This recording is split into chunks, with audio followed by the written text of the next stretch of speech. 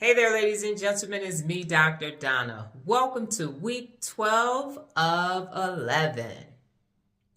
Last week, I read The Attraction Factor in Executive Success. Here's what I have for you.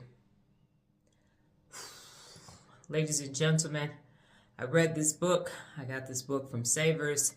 And I have another one written by this author for the life of me because of when it was written. I want to say early 90s. It doesn't have when the book was actually written. It was part of another series or collection together. It came from someone's private book collection. And I wanted to be able to take something from this book. I read books from the past all the time. And even though some of the information might be dated, I am able to extrapolate some information.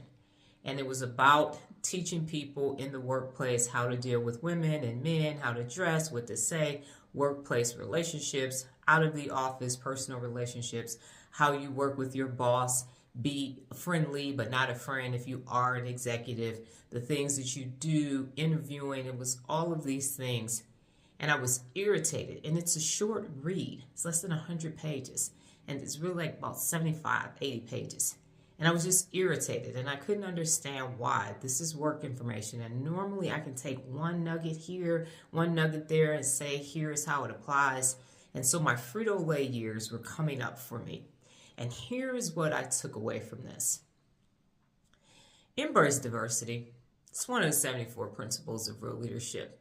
And I remember having to please the boss, the supervisor. We got to make sure Janice is happy. And what does Mike Paul want? And Jim Kilp and all these other people, what do they want?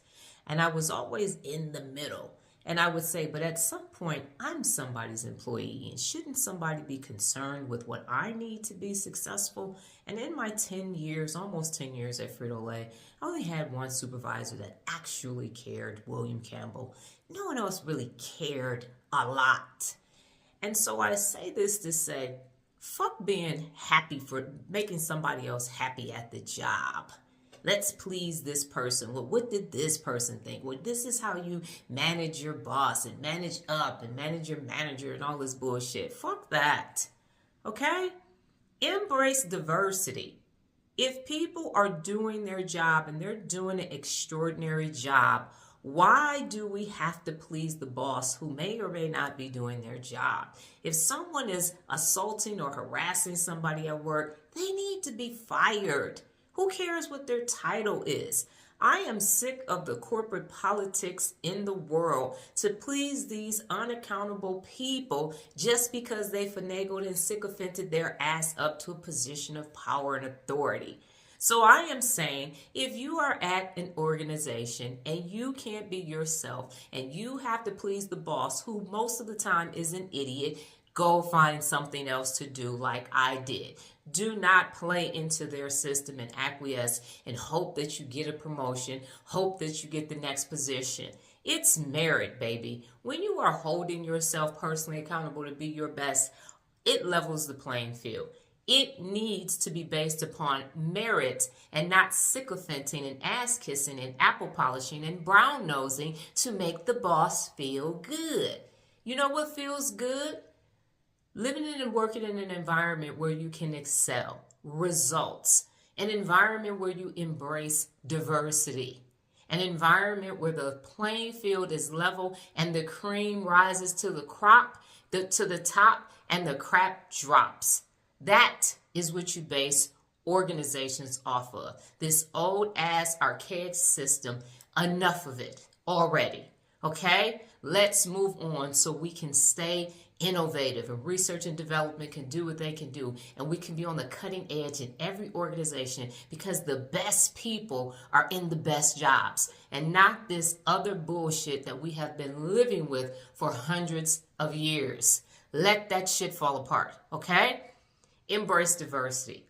Be a leader and embrace diversity and watch how your organizations will flourish. Fuck all this office politics. Enough of the bullshit. So the book is a no for me.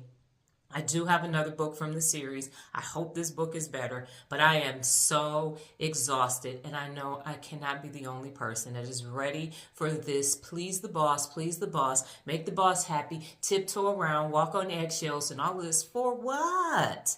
For a couple unaccountable people who ain't even best? They aight on a good day? Absolutely not. It's time to put an end to this bullshit. Get the best people in there doing the best job and watch how the organization flourish, and get all these unaccountable people with these big egos, this low confidence and low self-esteem. They're the ones that got to go because they're holding everybody back. Enough of the bullshit. Ain't nobody got time to be playing no games. Do you, be you, and be your best. All right? So the book is an absolute no for me. Last week in my meditation, I had conversations with my daughter, and I have been resisting for a very long time actually being totally, completely, 100% me because of unaccountable people making sure, trying to level me. And people would argue, Dr. Donna, no, you ain't. That ain't never happened. And it has. And so my daughter said, listen, piss or get off the pot. Be 100% committed to this or take your ass back to corporate America. That's what she said to me because she's tired of me vacillating back and forth. Now, we know I ain't going to corporate America. That's not about to happen. But what was happening was this, hey, you're doing too much. You always doing extra. You always doing this. And so it's like, well, I don't want to be all of me, even though I came out as a nerd last year. It's, oh, I'm going to be worried about other people and all of that. Fuck them. So I changed the screen on my phone. It used to say it all comes from God. And now it says, and I want to make sure I'm correct because normally I'm looking in my screen to know what it is. I am a world leader, and I will change the world. And I'm putting it out here publicly. I am a world leader, and I will change the world. It's not about taking over. No. Everybody in a position of power and authority right now needs to learn how to hold themselves personally accountable so we can get the best. We can get the best out of every situation. So I'm going to lead that charge, and I'm saying it right here, right now. And I know I've kind of said it before, but I'm 10 toes down, committed to it 100%. And I'm not really even interested in what somebody else approval or, oh, well, we don't think so. And I know how to teach people to use the neural pathways in their brain to hold themselves personally accountable to achieve best. And that's what I'm going to do.